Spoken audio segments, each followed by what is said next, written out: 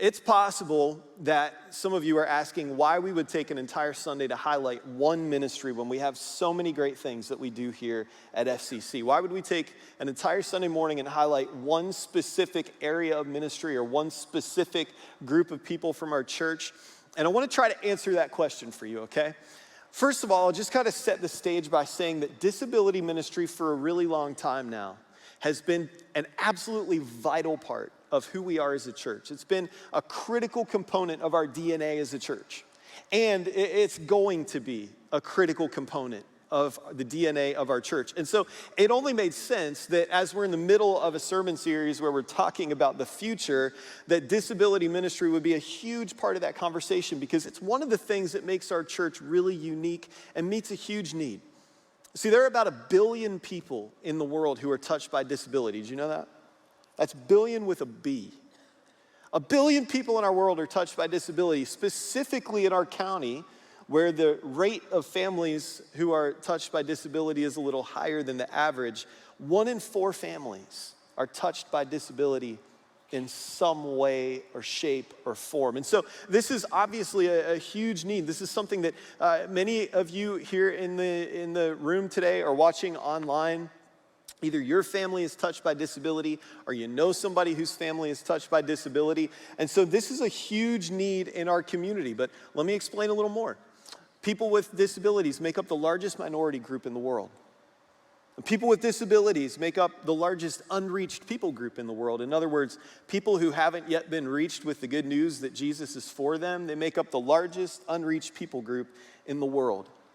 But it's also true that people with disabilities attend church at a far lower rate than most other people.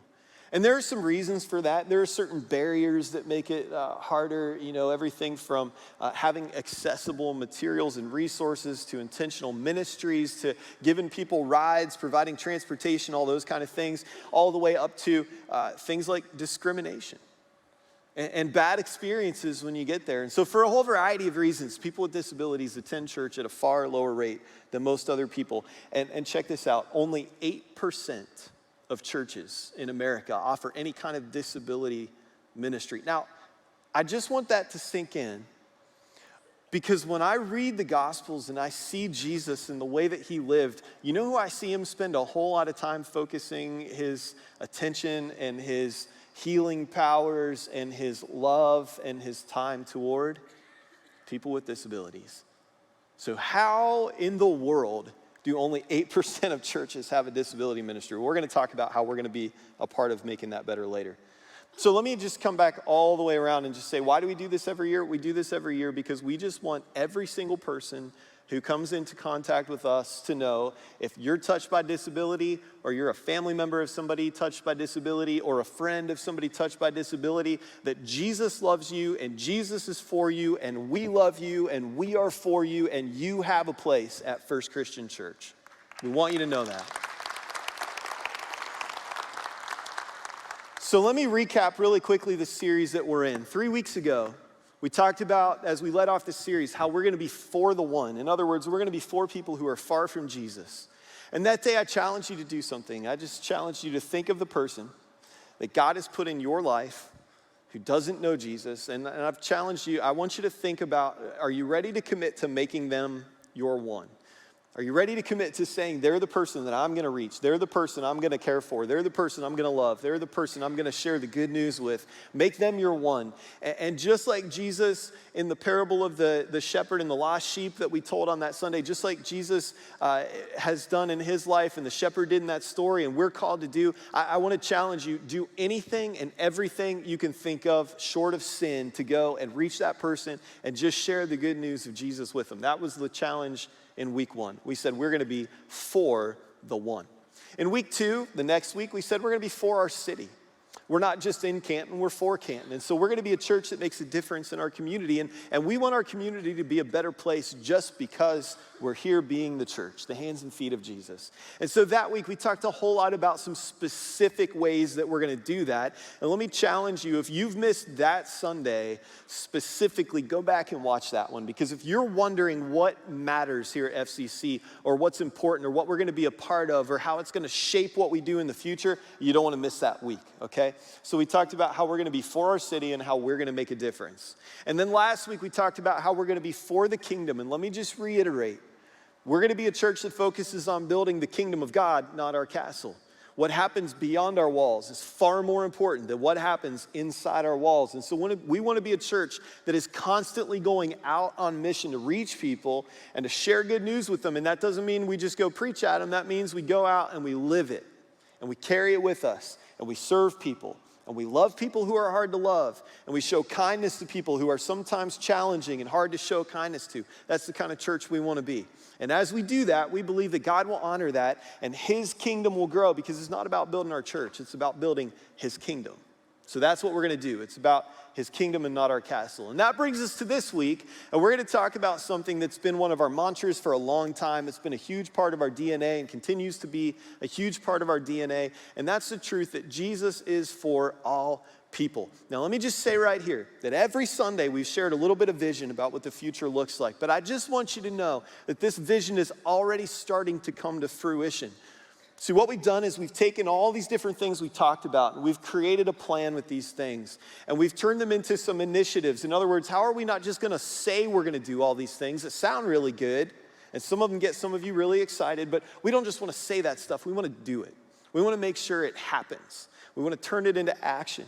And so we created a plan. We created some initiatives around some of these things so that we make sure we had a plan to make them come about. And then we started putting teams around these things. Now, I'll tell you, we've broken these things down into 3 phases. And we're already in phase 1. We have 3 initiatives in phase 1, and we've got teams around all 3 of those things. And I'm going to talk more about those things in the coming weeks. Now, those teams are made up of not just staff, but we are intentionally going beyond our staff team, and we want to bring people, and maybe you're one of those people at some point, into some of these conversations to help shape the strategy and help make the plans and help make it happen. And so I'm telling you this because if you've heard me talk about something over the past few weeks and you've thought, that sounds pretty good, I'd like to be a part of that, let me know, because we might want to talk to you, and we might want you to be part of that conversation. So I just want to challenge you, don't just like sit on it. If you feel God pushing you or urging you or moving you, that you're supposed to be a part of something we're having a conversation around, let's chat, okay? I want you to be involved in it because some good things are going to start to happen really quickly. And man, I'd hate for you to be a spectator if you feel called to get in the game in one of those areas. So let me come back to Jesus for all people, okay? One of my favorite things about Jesus is he was an amazing storyteller. He did it a lot. He'd use parables or stories to explain things about the kingdom of God or his character to people who didn't understand him. And he does this in Luke chapter 10. If you have a Bible, you can open to that, but we'll put it on the screen for you. He does this in a story, a parable that we call the parable of the Good Samaritan. So I'm just going to dive right into this passage, and you'll see what happens on this particular day. In verse 25, Luke chapter 10, it starts like this. It says, on one occasion, an expert in the law stood up to test Jesus, which was nothing new. Teacher, he asked, what must I do to inherit eternal life? Jesus replies with a question, which he always does. It says, what is written in the law? He replied, how do you read it? This puts it back on this man to answer his own question, right? And so in verse 27, it says, he answered, love the Lord your God with all your heart and with all your soul and with all your strength and with all your mind, and love your neighbor as yourself. Now, just a couple weeks ago, we talked about a time when some men came to Jesus, some religious leaders, and they challenged him the same way, asked him a question. And this was Jesus' response. They said, Jesus, what's the most important commandment? Out of 613 rules in the Old Testament, what's the most important one? And Jesus gave them 2. Specifically, love the Lord your God with all your heart and with all your soul and with all your mind and with all your strength, and love your neighbor as yourself. And so here he is. He's in this situation where another religious leader comes to him to test him, and Jesus asks the man a question, and the man answers with the answer that Jesus just gave. Now, when Jesus gave that answer, he was quoting from the Old Testament, and so is this religious leader. This was a well-known passage from the Old Testament scroll of Deuteronomy. So this is nothing new, but I think it's interesting that this is the answer the man gave. It makes me wonder if he was listening in as Jesus taught. But this is how he replies, do these things, love the Lord with everything you have and love your neighbor as yourself. And Jesus says in verse 28, you have answered correctly, do this and you will live. But that wasn't good enough for this guy. It says he wanted to justify himself. So he asked Jesus, and who is my neighbor? You see, I think it's interesting because remember, there were 2 commands in this answer, right? The first one was love who? love God. And the second one was love your neighbor. Now, which one of the two did this religious leader not seem to take issue with? He didn't have any problem when Jesus said, yeah, you should love God with everything you have. But when Jesus told him, love your neighbor as you love yourself, that's the one the man chooses to press on. That's the one he takes issue with. He wanted to justify himself, so he asked Jesus, and who is my neighbor? And in reply, Jesus tells a story, which he was pretty good at. This is the story. Jesus said a man was going down from Jerusalem to Jericho. It's about 18 miles through the desert and the wilderness. It was really rocky, barren, desolate terrain. It was really remote. There weren't a lot of cities along that road. And so once you set out on that journey, you were largely on your own for about 18 miles of walking, okay? Now, I don't know if you've ever walked that far. A few years ago, I went on a hiking trip with a friend, and we had a day where we did 21 miles in one day. And I haven't experienced pain like that in a long time. It's a lot of walking. And in this case, between Jerusalem and Jericho, there's a lot of hills and mountains. It's just rough road, okay? So 18 miles, this man sets out on this journey. Now, I should also mention that this particular road, it was like perfect for an ambush because there weren't a lot of people around except other travelers. And so you would walk alone for long stretches of time. It was perfect for an ambush. It wasn't uncommon, and that's what happens in the story. It says, the man was going down from Jerusalem to Jericho when he was attacked by robbers. They stripped him of his clothes and beat him and went away, leaving him half dead. A priest happened to be going down the same road, and when he saw the man, he passed by on the other side. Think about that. Priest just ignores the guy, right? So too, a Levite, another religious leader, when he came to the man, when he came to the place and saw him, he passed by on the other side. But a Samaritan, now let me just stop right here, okay? Before I get into what happens next, a Samaritan. We talked about this a little bit this year, but I just want to make sure everybody understands the significance of what's about to happen in the story. So the man who's going from Jerusalem to Jericho is probably Jewish. He's coming from Jerusalem, which is our first clue. Jesus is telling the story. Jesus was Jewish. That's our second clue. He's telling the story to a Jewish religious leader who asked a question. That would be our third clue. He wants us to be relatable, and so probably this man would be Jewish, even though he doesn't say it in the story. All signs would point to this is a Jewish man on this journey, right? Now, who passes by? A priest, a Jewish religious leader, passes right by the guy, okay? And then a Levite, another Jewish religious leader, passes right by the guy. But then a Samaritan comes along. Now, the Samaritan people and the Jewish people for centuries and centuries and centuries had this disagreement that started thousands of years before about where people would worship and how they should worship. And it turned into this blood feud. Okay, it was like the Hatfields and McCoys, way worse. Like, they hated each other. It wasn't even a kind of thing in a lot of cities where you'd pass by on opposite sides of the street. It actually, in a lot of cases, would turn into a fight. Like, these people hated each other. And you need to understand, this wasn't more than just a mild dislike. This was actual hatred between the Jewish people and the Samaritans. And you need to know that because here's what happens next. In verse 33, Jesus says, but a Samaritan, as he traveled, came to where the man was, and when he saw him, he took pity on him. And he went to him and bandaged his wounds, pouring on oil and wine. And then he put the man on his own donkey and brought him to an inn and took care of him. Remember, this is an 18-mile stretch of road, and so this Samaritan man literally allows this wounded Jewish man to ride on his own donkey, and he walks. Okay, so this is pretty significant. It says he took him to an inn and took care of him. And the next day he took out 2 denarii. A denarii was worth about a day's wages. So he pays the innkeeper. And then he says, look after him. And when I return, I will reimburse you for any extra expense you may have. And so not only does the man pay attention to this wounded person who should have been his enemy, and not only does he give him a little help, and not only does he give him a ride, he takes him to a place where he can be cared for, and he pays for the care, and he even offers to come back and pay for more later. He goes way above and beyond to take care of this person who, by all cultural standards, should have been his enemy. Now, Jesus says, which of these 3 do you think was a neighbor to the man who fell into the hands of robbers? And the expert in the law replied, the one who had mercy on him. So Jesus told him, okay, so you go and do likewise. Clearly you understand. So go and do this. Now, essentially what Jesus is saying in this parable, in this story, is this. He says, love your neighbor. But then he goes beyond that. He goes to another level because what he's really saying is everyone matters. Everyone matters.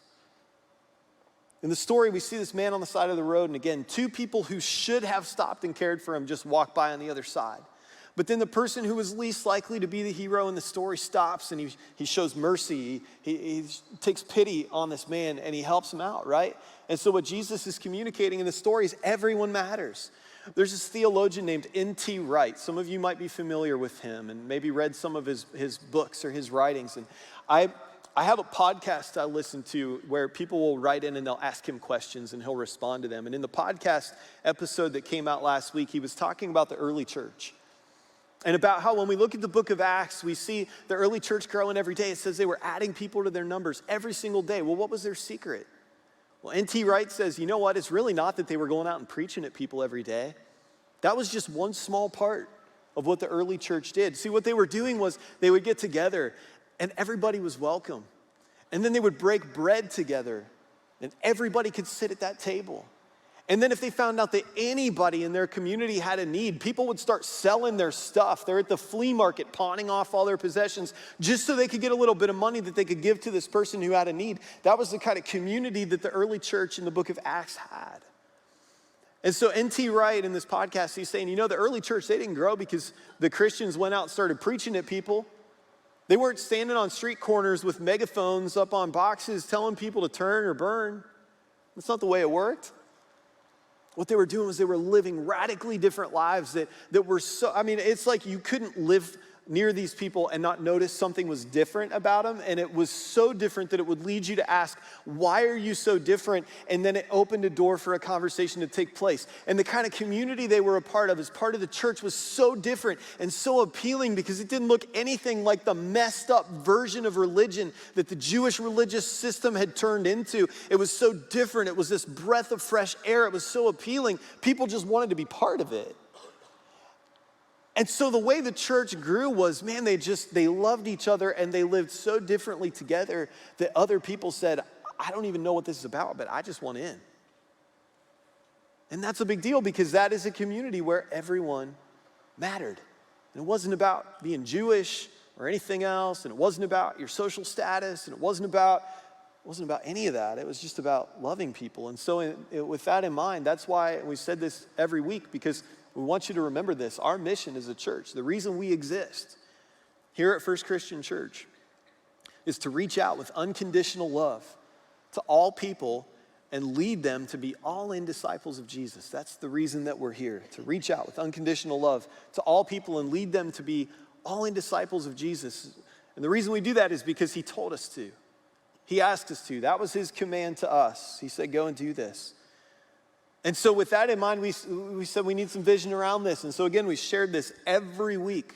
But our vision as a church is to help people find hope and experience community and live with purpose. Because if we can help people find hope and experience community and live with purpose in a community where everyone matters and where we're reaching out with unconditional love and we're pointing people to Jesus, we're leading them to him, and they're becoming not just disciples, but all-in disciples, that's when radical transformation in our community starts to happen and things start to get better. That's when neighborhoods start to get better. That's when schools start to get better. That's when streets and communities and families and homes and everything starts to get better. When we have a community where everyone matters and it's all about Jesus.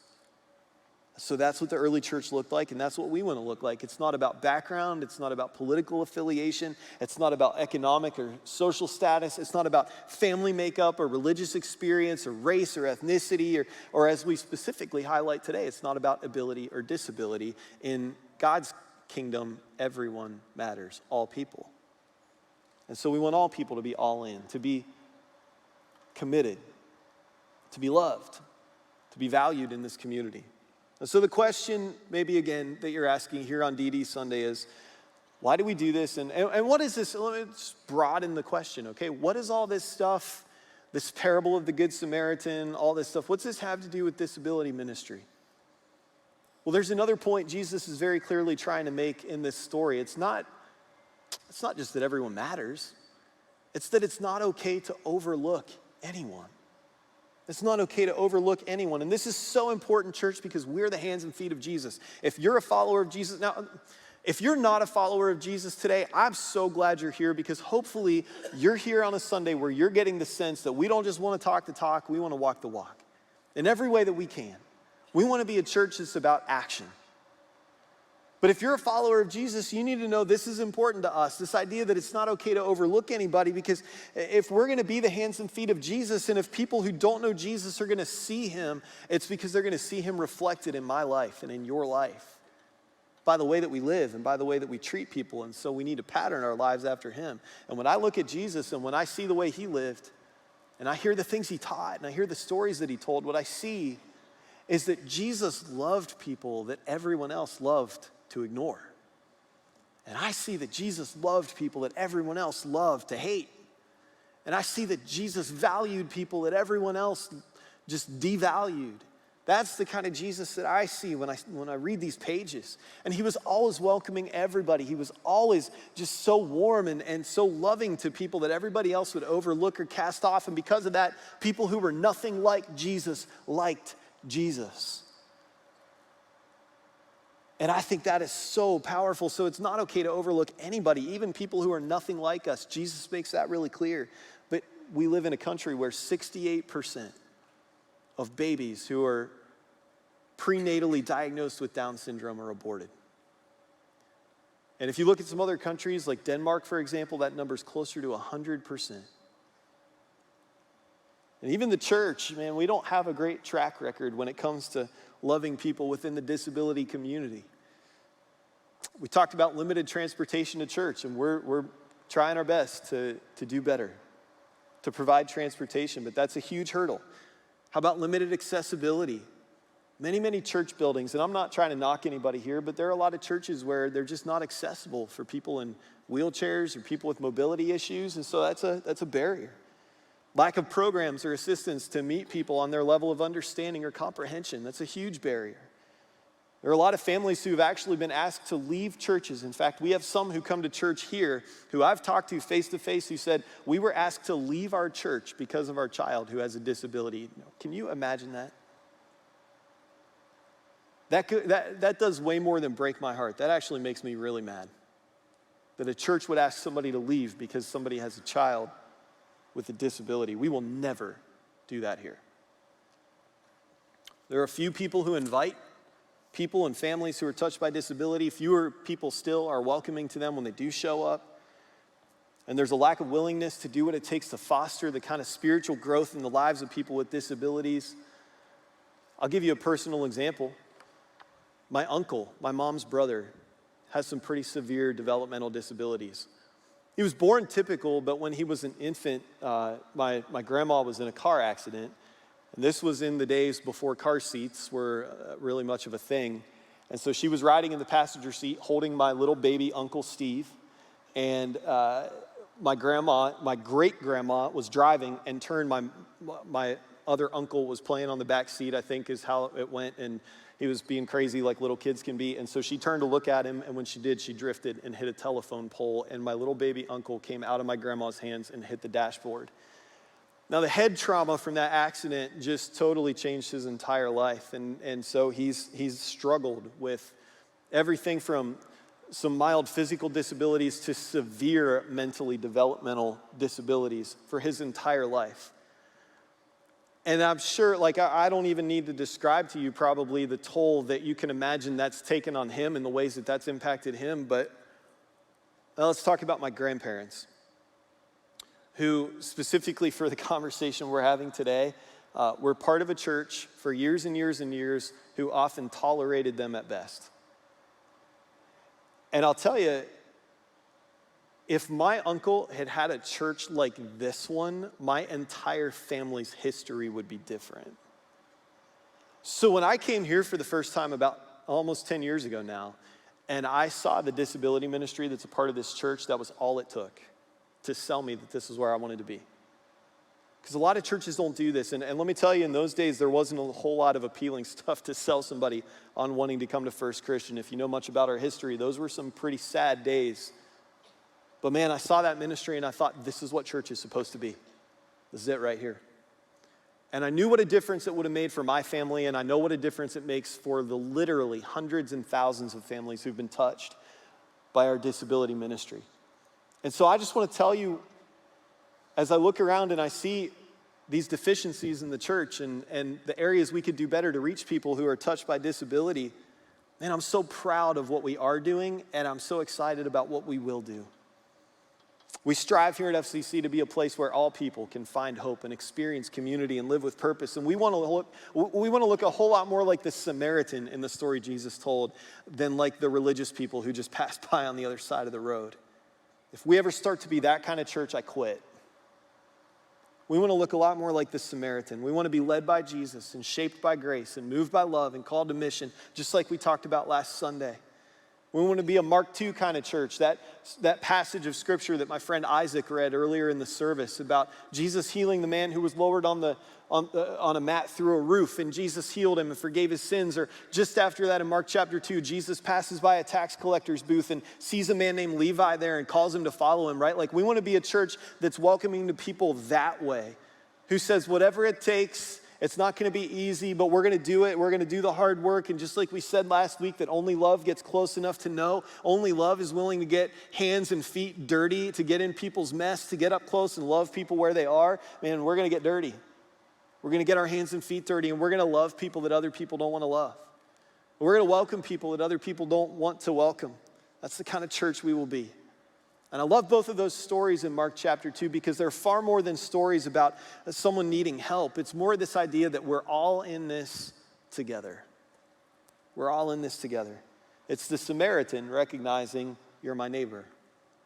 And it's the tax collector finding community with Jesus at the center because Jesus goes to his house and they have dinner and they invite all these other people that nobody else would talk to or associate with. And he finds community with Jesus right in the middle of it. It's the paralyzed man's friends saying, hey man, we got your back. It's Jesus for all people. It's Jesus for all people.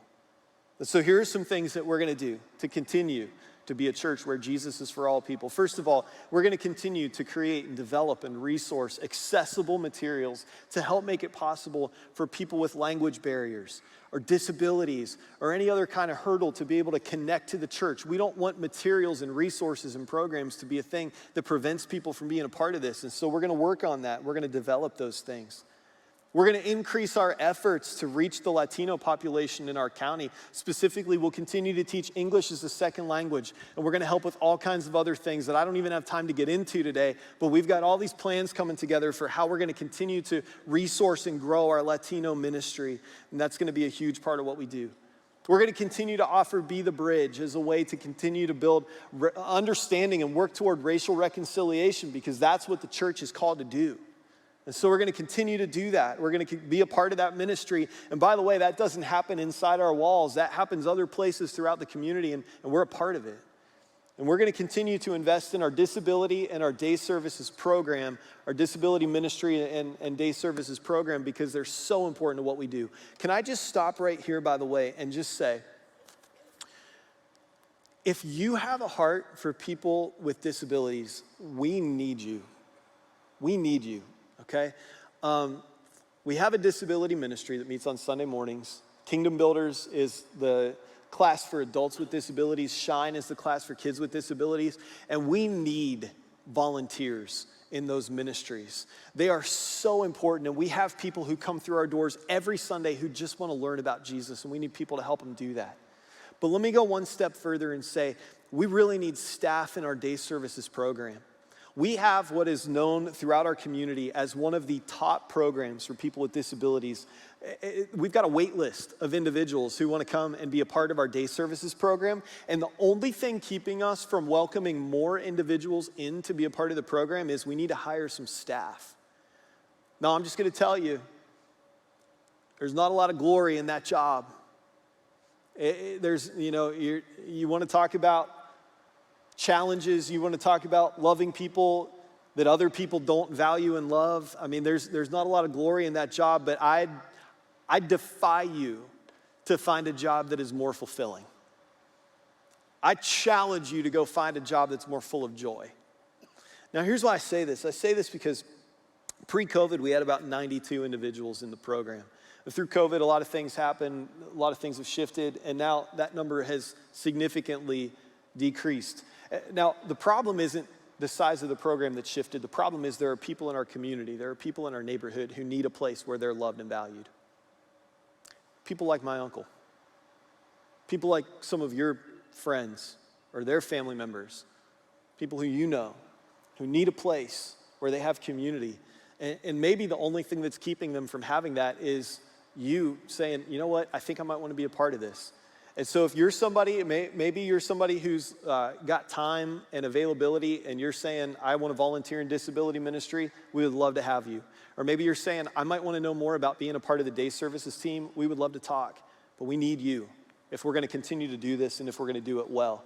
And I just want to put that out there because we don't often talk about these things, but it's a huge need that we have right now. And it's a way that we're called to be the hands and feet of Jesus, and maybe you're called to it and you want to help make it happen. Let's talk today, and we'll begin a conversation about that.